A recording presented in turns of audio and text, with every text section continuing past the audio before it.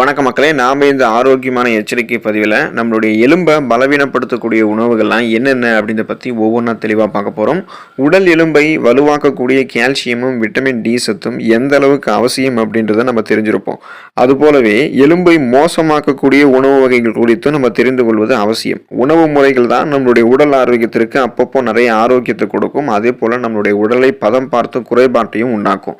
உணவுகள் உடலுக்கு சத்து கொடுக்கறதுக்கு பதிலாக சத்தை உறிஞ்சிக்கிறதுக்கும் அது பார்த்தோம்னா தீங்கு விளைவிக்கக்கூடிய தன்மையும் கொண்டிருக்கு. எலும்பினுடைய அடர்த்தியை குறைக்கவும் செய்யுது. அப்படி எலும்பினுடைய அடர்த்தியை குறைக்க செஞ்சு எலும்புக்கு மோசமான தீமைகளை விளைவிக்கக்கூடிய உணவுகள்லாம் என்னென்ன அப்படின்றத பற்றி தெரிஞ்சுக்குவோம்.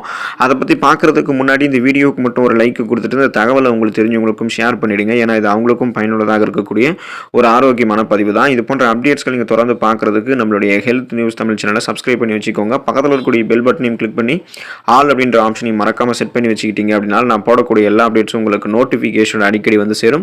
சரி வாங்க மக்களே, இப்போ வீடியோக்குள்ளே போயிடலாம். அந்த வகையில் காஃபி பானத்தை நீங்கள் குறைவாக அருந்த வேண்டியது அவசியம். உடலுக்கு புத்துணர்ச்சி தரக்கூடிய காஃபி இல்லாமல் பொழுது விடியாது அப்படின்னு பலரும் பார்த்தோம்னா சொல்லுவாங்க. காஃபி கொட்டையில் 20% அளவுக்கு நம்ம சிக்கரி சேர்க்கணும். தினமும் 2 கப் காஃபி நம்ம எடுத்துக்கிட்டோம் அப்படின்னா அதுவே நமக்கு போதுமானது. அந்த அளவு அதிகமாகும் போது காஃபியில் இருக்கக்கூடிய பொருட்கள்லாம் கால்சியம், இரும்பு, துத்தநாக சத்தை உடலில் சேர விடாமல் தடுக்கும். எலும்புகள் வலுவிழக்கிறதுல காஃபி பானம் முக்கியமானதாக கருதப்படுது. ஆய்வு ஒன்றில் 100 மில்லிகிராம் கெஃபைனுக்கு சுமார் 6 மில்லிகிராம் கால்சியம் இழப்புக்குள்ளாகுது அப்படின்றத கண்டுபிடிச்சிருக்காங்க. காஃபியில் இருக்கக்கூடிய கெஃபைன் ஆனது பித்தப்பையில் இருக்கக்கூடிய கல்லை உருவாக்குறதுக்கு வாய்ப்பு இருக்கு. மெனோபாஸ் காலங்களில் ஆஸ்டியோபோரோசிஸ் பாதிப்புக்குள்ளான பெண்கள் தினமும் அதிக அளவு காஃபி அருந்தி வந்தது கண்டுபிடிக்கப்பட்டது. நீங்க அதிக அளவு காஃபி குடிப்போராக இருந்தீங்கன்னா படிப்படியாக குறைச்சிக்கோங்க. இல்லைன்னா அதில் இருக்கக்கூடிய கெஃபைனால கெட்ட கொழுப்பு உங்களுக்கு அதிகரிக்கும். எலும்புகள் பலவீனமாக ஆரம்பிக்கும். உப்பு நீங்க அளவோடு எடுத்துக்கொள்ள வேண்டியது அவசியம். நாள் ஒன்றுக்கு ஒவ்வொரு மனிதனுக்கும் தேவை 2.3 மில்லிகிராம் அளவு மட்டும்தான் உப்பு. இந்த அளவுக்கு இந்த அளவு உங்களுக்கு அதிகரிக்கும் போது அது சிறுநீரகத்தை பாதிக்கும். அன்றாட பயன்பாட்டில் உப்பினுடைய அளவு அதிகரிச்சது அப்படின்னா நீங்கள் உங்களுடைய உடலில் கால்சியம் சத்தை எழுந்துகிட்டு இருக்கீங்க அப்படின்றத தெரிஞ்சுக்கோங்க. ஏன்னா உப்பு சிறுநீரகங்கள் வழியாக உங்களுடைய உடலில் இருக்கக்கூடிய கால்சியத்தை அதிக அளவு வெளியேற்றிடும். அதிக அளவு உப்பு பயன்படுத்துபவர்கள் யாராக இருந்தாலும் அவங்க ஆஸ்டியோபோரோசிஸ் என்னும் நோய்க்கு ஆளாவதாகவும் பெண்கள் மாதவிடாய் காலத்தில் ஆஸ்டியோபோரோசிஸ் பாதிப்புக்கு உள்ளாகக்கூடிய வாய்ப்புகள் இருக்கும் அப்படின்றதையும் கண்டுபிடிச்சிருக்காங்க. தினசரி 2.3 மில்லிகிராம் உப்பு என்பது உடலில் ஆரோக்கிய குறைபாடு எதுவும் இல்லாமல் ஆரோக்கியமாக இருக்கக்கூடிய நபர்களுக்கு மட்டும்தான் பொருந்தும். இதய நோய், சிறுநீரக நோய், உயர் ரத்த அழுத்தம் என்று சொல்லக்கூடிய அந்த ஹை பிபி என்று சொல்லக்கூடிய அந்த ஹை பிளட் பிரஷர் இருக்கிறவங்கலாம் பரிந்துரைக்கப்பட்ட அளவை விட மேலும் குறைந்த அளவுக்கு தான் உப்பு சாப்பிட வேண்டும் அப்படின்றத சுகாதாரத்துறை ஆய்வாளர்கள் அறிவுறுத்துறாங்க. வெள்ளை சர்க்கரை நம்ம எடுத்துக்கொள்ளக்கூடாது. தினமும் 30 முதல் 40 கிராம் வரையாவது வெள்ளை சர்க்கரையை நம்ம எடுத்துக்கிட்டு தான் இருக்கும். பெரும்பாலானவர்கள் ஆஸ்டியோபோரோசிஸ் என்று சொல்லக்கூடிய நோய் தாக்குதலுக்கு உள்ளாவதில் இந்த வெள்ளை சர்க்கரைக்கு அதிக பங்கு இருக்கு. எலும்புகளை உருக்குலைக்க செய்வதில் வெள்ளை சர்க்கரைக்கும் முதலிடம் இருக்கு அப்படின்னு சொல்லலாம். அன்றாடம் இனிப்பு எடுத்துக்கொள்ளும் போது அதனுடன் இணை ஊட்டச்சத்துக்களாக இருக்கக்கூடிய உணவுகளை தவிர்க்காமல் எடுத்துக்கொள்ள வேண்டியது அவசியம். இல்லை அப்படின்னா சர்க்கரை நமக்கு எலும்புகளுக்கு தான் முதல்ல தீமை செய்யும். இது நீரிழிவு, புற்றுநோய் போன்ற நோய்களையும் வரவழைச்சிடும் அப்படின்றத நீங்க மறந்துடாதீங்க. எனவே நீங்க வெள்ளை சர்க்கரை அளவோடு சேர்க்க வேண்டும். வெள்ளை சர்க்கரை சேர்த்துக் கொள்ளும் போதெல்லாம் ஊட்டச்சத்து இருந்திருக்கக்கூடிய மற்ற உணவுகளை சாப்பிட்டீங்கன்னா அந்த வெள்ளை சர்க்கரையால எந்த பிரச்சனையும் கிடையாது.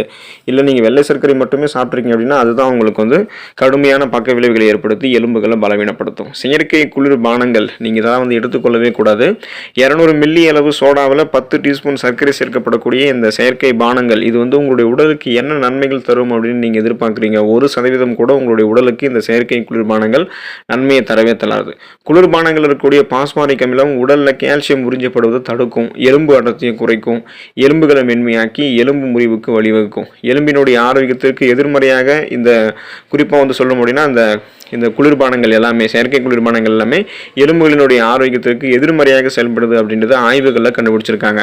மெனோபாஸ் காலத்தில் இருந்திருக்கக்கூடிய பெண்களை ஆய்வு செய்யும் போது அவங்க தினமும் கோலா குடித்த பெண்களாக இருக்கும்பொழுது அவங்களுக்கு இடுப்புடைய எலும்பு முறிவுக்கான ஆபத்து இருந்தது கண்டுபிடிச்சிருக்காங்க. எனவே நீங்கள் செயற்கை குளிர்பானங்கள்லாம் குறைக்கிறது கிடையாது, எடுத்துக்காமல் இருக்கிறது நல்லது தான். ஆல்கஹால் நீங்கள் எடுத்துக்கொள்ளக்கூடாது. செயற்கை குளிர்பானங்கள் போலவே ஆல்கஹால்லாம் கடுமையான விளைவுகளை உங்களுக்கு செயற்கை குளிர்பானங்களை விடவும் அதிகமான விளைவுகளை ஏற்படுத்தும்.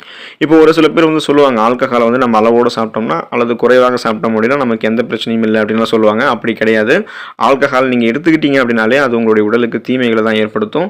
ஆல்கஹால் வந்து நீங்கள் எடுத்துகிட்டே இருக்கும்போது யூரிக் அமிலம் உங்களுடைய உடலில் அதிகப்படும் போது அது உங்களுடைய உடலில் இருக்கக்கூடிய மூட்டுகளில் இருக்கக்கூடிய இடங்களில் போயிட்டு தங்கிட்டு வலியை ஏற்படுத்தும்.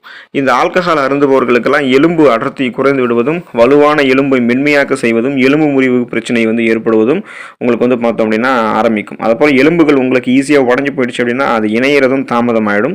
குறிப்பாக ஆல்கஹால் அருந்தக்கூடிய பெண்களினுடைய எலும்பு அடர்த்தியானது ஆல்கஹால் அருந்தாத பெண்களினுடைய எலும்புகளை விடவும் மிகவும் பலவீனமாக இருக்கிறத ஆய்வு ஒன்றில் கண்டுபிடிச்சிருக்காங்க. எனவே பெண்களாக இருந்தாலும் சரி ஆண்களாக இருந்தாலும் சரி ஆல்கஹாலிடமிருந்து நீங்கள் விலகி இருப்பது, அதாவது ஆல்கஹாலை அருந்தாமல் இருக்கிறது உங்களுக்கு நல்லது தான். ஸோ நம்ம வந்து என்னதான் எலும்புகளை பலப்படுத்துகிறதுக்கு ஒரு பக்கம் கிரீன் வெஜிடபிள்ஸ் என்று சொல்லக்கூடிய பச்சை இலை காய்கறிகள், அப்புறம் வந்து கடல் உணவுகள், பால் மற்றும் பால் பொருட்கள், விதைகள் மற்றும் நட்ஸு, ஆரஞ்சு பழங்கள் போன்ற உணவுகளை எடுத்துக்கொண்டாலும் நம்மளுடைய எலும்புகளை வந்து பார்த்தோம் அப்படின்னா பலவீனப்படுத்தக்கூடிய இந்த உணவுகளிலிருந்து தள்ளி இருப்பது நல்லது. அப்போ தான் நமக்கு ஆஸ்டியோபோரோசிஸ், எலும்பு மெலிவு நோய், மூட்டு வலி, எலும்புருக்கி போன்ற எந்த விதமான எலும்பு சார்ந்த பிரச்சனையும் இல்லாமல் நம்ம நலமோடு வாழலாம், ஆரோக்கியமாக இருக்கலாம். அடுத்த ஆரோக்கியமான பதிவில் மறக்காமல் சந்திப்போம். நன்றி மக்களே.